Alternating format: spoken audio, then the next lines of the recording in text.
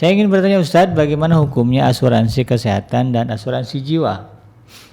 Apalagi kalau di luar negeri biaya rumah sakit mahal dan kami membeli asuransi kesehatan saja sebagai tambahan asuransi pemerintah seperti BPJS di Indonesia.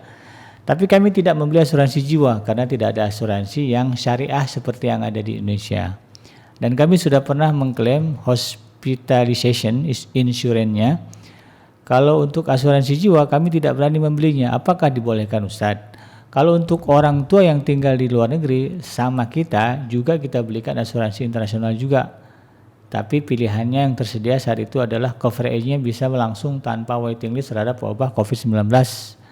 Saat ini juga bukan yang syariah, tapi perusahaan global insurance. Nah ini bagaimana ya Ustadz? Terima kasih banyak atas jawabannya Ustadz. Wassalamualaikum warahmatullahi wabarakatuh. Bapak dan Ibu, kira-kira ada 3 jawaban nih. Yang pertama adalah asuransi konven, baik kesehatan, jiwa ataupun umum, itu memang tidak diperkenankan menjadi peserta ataupun lainnya karena 2 hal. Yang pertama adalah karena transfer of risk, di mana seseorang boleh jadi bayar tiap bulan tapi tidak pernah sakit sehingga tidak ada biaya pertanggungan, atau sebaliknya baru bayar 2 kali masuk IGD sehingga tidak seimbang antara kontribusi dengan yang didapatkan. Namanya transfer of risk atau gambling atau surplus underwriting atau defisit underwriting.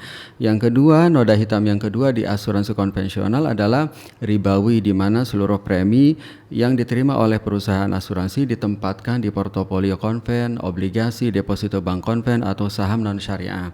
Oleh karena itu kita simpulkan di nomor 1 ini bahwa berasuransi konven dengan seluruh variannya tidak diperkenankan karena nahar Rasulullah SAW anil gharar dan kullu qardin jaran afan fa riba idza kana masyrutan fihi naf'un lil muqrid. Yang kedua, oleh karena itu alternatifnya asuransi syariah, di mana aspek gambling dan transfer of risk kita hapus dengan menggunakan pola ta'awun atau tabarru atau tanahud. Nah, yang kedua, penempatannya juga tidak ada di portofolio ribawi tetapi di sukuk atau saham syariah atau deposito bank konvensional. Yang ketiga, nah saya tidak tahu kondisi di luar negeri terutama di Singapura. Tetapi kira-kira jika dalam kondisi natural tetap harus sesuai dengan asuransi syariah. Tetapi jika memenuhi kondisi darurat maka diperkenankan berasuransi konvensional. Nah, kondisi darurat itu seperti apa? Nah, dia ciri-cirinya ada 3. Pertama, tidak ada asuransi syariah di Singapura, sama sekali tidak ada, ataupun ada tetapi tidak bisa menjadi peserta.